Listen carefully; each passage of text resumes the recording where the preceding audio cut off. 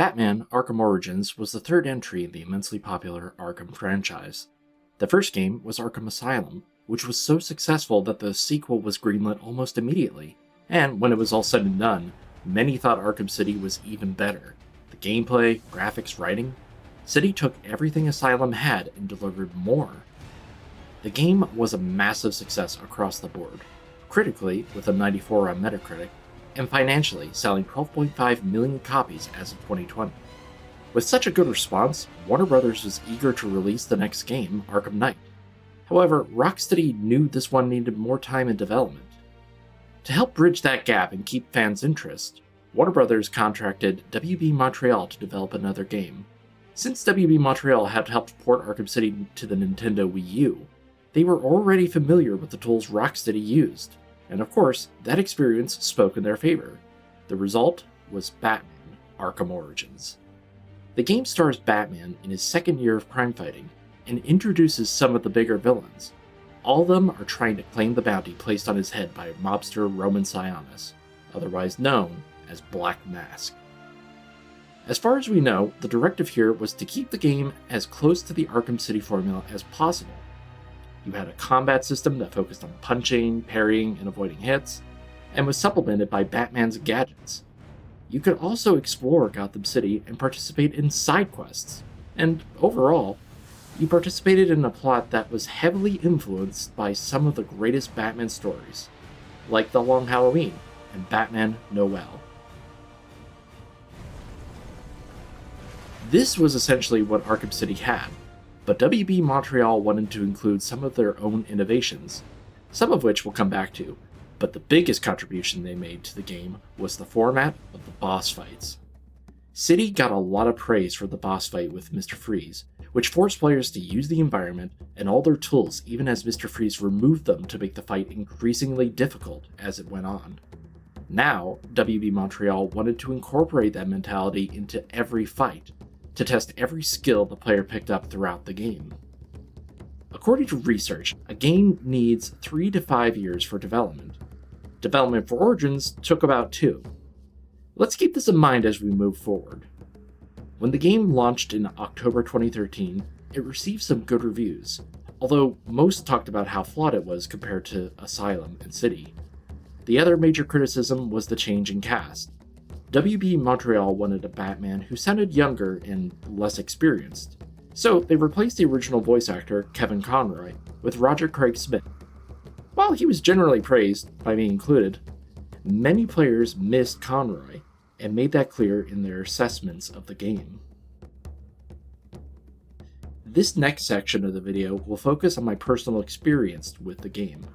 Yours might have been different. Either way, I want to hear about it in the comments below. Wake up! Batman has always been my favorite superhero. When I was a kid, I had the homemade costumes to prove it. I was in college when Origins came out, and I was genuinely excited for it because I already loved Arkham City. I watched all the trailers, read up on my favorite Batman comics, and I picked up Origins for my Xbox 360 the day it came out. Me and my roommates booted up the game and saw the dark title screen with the ominous music.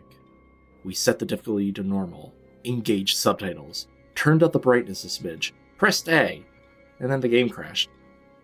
One of the big problems we constantly had with this game was the technical difficulties, but that's okay.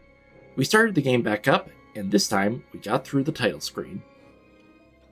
For starters, Batman's story is much more personal in Origins than the previous Arkham games, which makes sense since obviously this is an origin story. Batman is early in his career, Alfred isn't completely on board, Jim Gordon isn't on his side, and the public is scared of him. He's more of a boogeyman than a vigilante hero. It's similar to 2022's The Batman in that way, which I personally think is a great arc, going from being feared to being a beacon of hope. As we learn more about the story, we get our first look at the Batsuit for this game, and I have to tell you, it's one of my favorites. They wanted to give him a tactical look, where he basically puts all these suit pieces together and tries to make it all work. You could see the armor pieces, the utility belt isn't all uniform, and he looks bulky, like he's overdressed and overprepared. And this is the case since most of the gear you had near the end of Arkham City is in your belt right now. This is a Batman who relies on his tools and brute force. The game kicks off with an alert that Black Mask has started a prison break at Blackgate Penitentiary.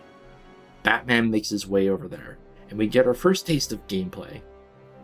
If you played Arkham City, you'll feel like you never left. The combat feels great in these games. There's the criticism that you only need one hand to play, punch and counter. But there's a strategy that you eventually develop based on how you deal with each enemy, and you get into your own flow too. It can get pretty involved when you're using takedown combos, tools, and general movement against a big number of thugs. One of the new components is how our fights are graded. The scale ranges from D to S. D means you're a capable vigilante, C is superior, B is master, A is legendary, and S is an apex vigilante. You're graded on how much damage you take and the variation of moves you use. For example, you get more experience using your batarangs and combos versus just hitting the enemy. The aim here was to provide players with hints to improve their playstyle. It helps improve the flow of combat and makes the game more immersive, so players don't just punch and counter. Most players didn't find it to be useful, however, so we don't see it again in future games. This is all put to the test with the first boss fight against Killer Croc. We saw Killer Croc in the first Arkham game, but he was more of a level hazard than a boss. Here, though, we have a classic boss fight, and it's the game's first test. Can you dodge out of the way before... I said, can you dodge out of the way before... Damn it. Can you dodge out of the way... This is where we see the red icon over an enemy's head for the first time. This signifies an attack you cannot counter. You have to either dodge or stun him. The problem is, the red icon appears so quickly that the player doesn't have time to react. People had so much trouble with this fight that they stopped playing right there. However, if you ever played Dark Souls, you know the trick to any seemingly impossible fight is persistence. You'll know the attack patterns and how to counter them with your skills. This fight encourages you to be aggressive. Get into his face and... Oh, not that close. When you eventually defeat him, you find out that Black Mask has put a bounty on Batman's head. Whoever wins will be rich. We return to the Batcave and learn about the assassins who are after Batman. Bane, Deathstroke, Killer Croc, Deadshot, Firefly, Copperhead, Lady Shiva, and the Electrocutioner? If you've been exposed to some Batman media, you might recognize names like Bane and Deathstroke, but villains like the Electrocutioner and Lady Shiva didn't have as much of a presence in other media.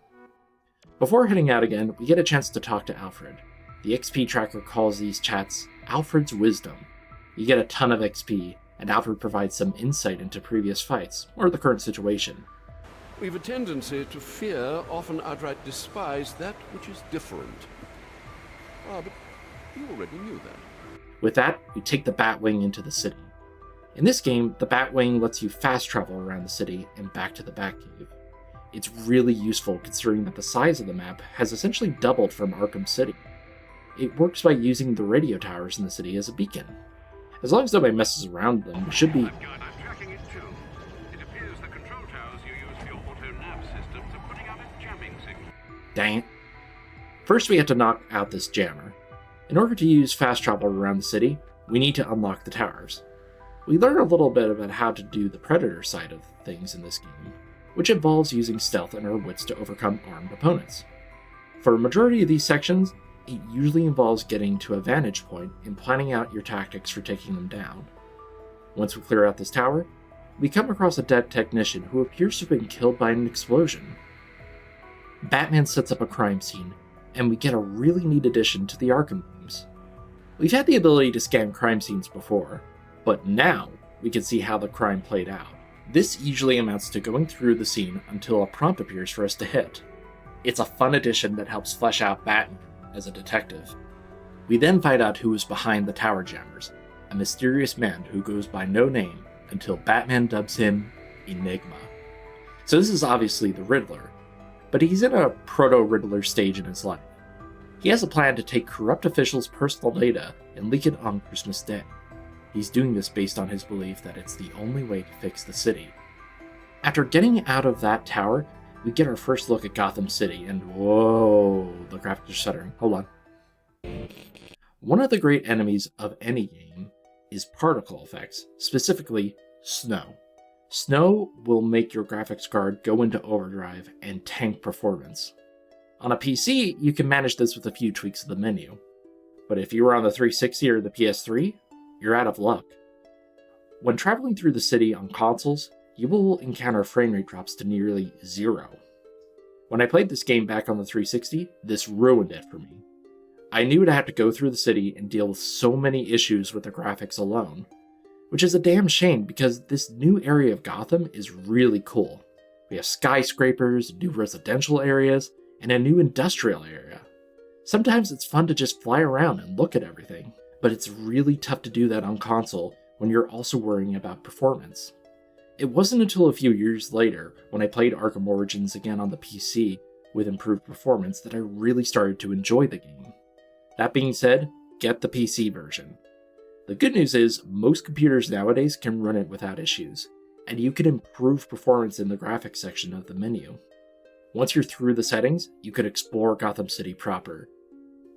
Gotham has so many details and mini Easter eggs, it's amazing.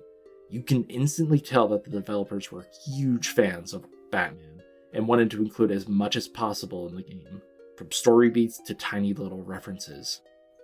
But there's one thing people notice immediately when they get to Gotham City in Arkham Origins. There are no civilians, just criminals. The in-game excuse is that there's a massive blizzard coming through the city, and a curfew is in effect. Criminals see it as an opportunity to go out and commit crimes. There isn't really an out-of-game explanation, but I do have some theories. Batman doesn't really interact with civilians unless he's saving someone directly. Adding extra models of people just going about their night wouldn't add anything to the game. It would just dip performance in the overworld down further. Again, the game struggled with what was already there. Anything more might have made it not work at all. This isn't a reason to not play the game, but for some, it could take them out of the experience of playing. Immersion can be a very big factor for audiences. But the city isn't completely empty. It's full of criminals who wouldn't hesitate to attack you if you chose to land next to them. There's a new feature called Crime in Progress where you can find criminals or corrupt cops committing crimes.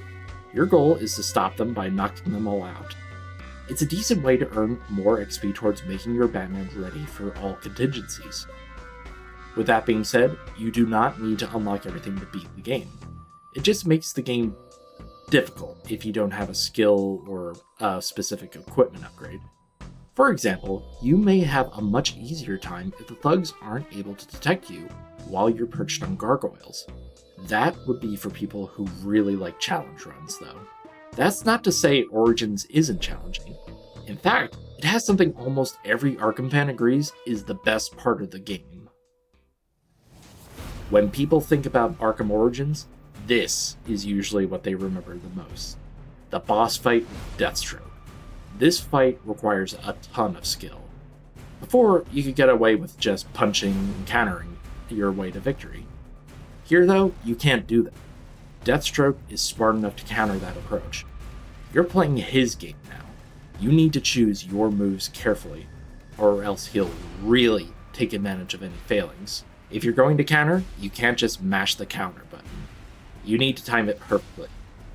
If you're going to punch, be ready for him to turn it around on you. Deathstroke is the first big wall of the game that tests your combat skills. When you finally beat him, you feel really accomplished. You even get a new gadget to use. The big problem? We see him again only once after this, which is a terrible shame.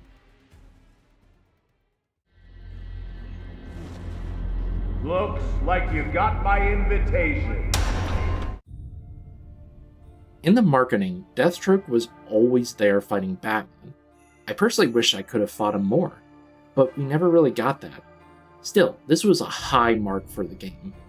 Another problem is that we never really get that high mark again.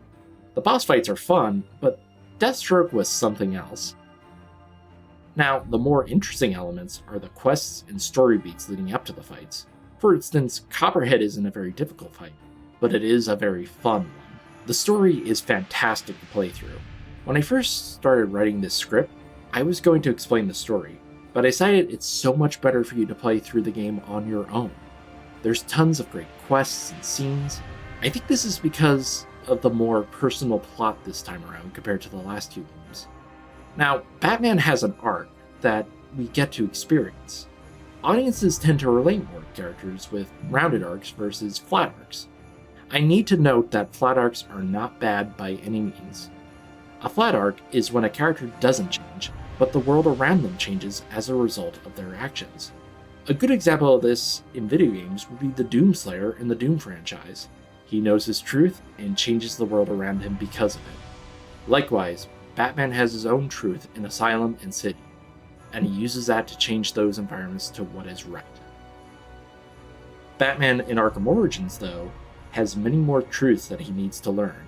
How he deals with the public, how he treats criminals, and whether he can do things by himself or not. Neither flat arcs nor rounded arcs are better. It's simply different here than what it was in previous games. And personally, I think it works really well here. Batman isn't the only one with truths to learn either. Many of the core characters of the Arkham franchise learn things about themselves that make them change.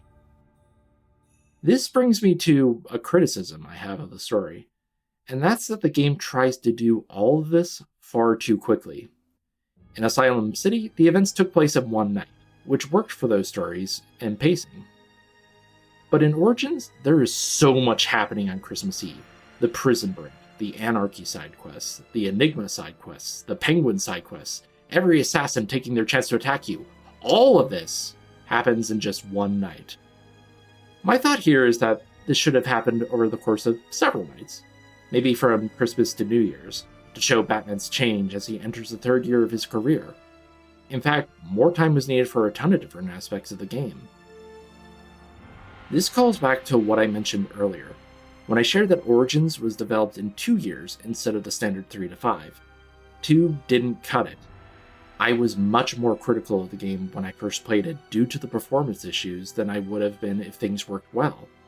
They needed more time to fix the bugs. They needed more time to flesh out the story. They needed more time to enhance some of the new aspects they introduced into the game. But even with all that, is the game enjoyable? I would say absolutely. There's so much fun to be had here. The story's engaging, combat's familiar, but it also has a few tweaks to make it different from previous games. And we get to interact with a great cast of characters.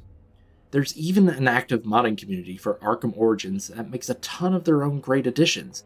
Everything from skins for Batman to patches that enhance the game and removes bugs. This game is over 10 years old, and most machines nowadays can play it without a problem.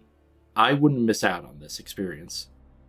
While the other games in the series make you feel like Batman, Origins makes you feel for Batman.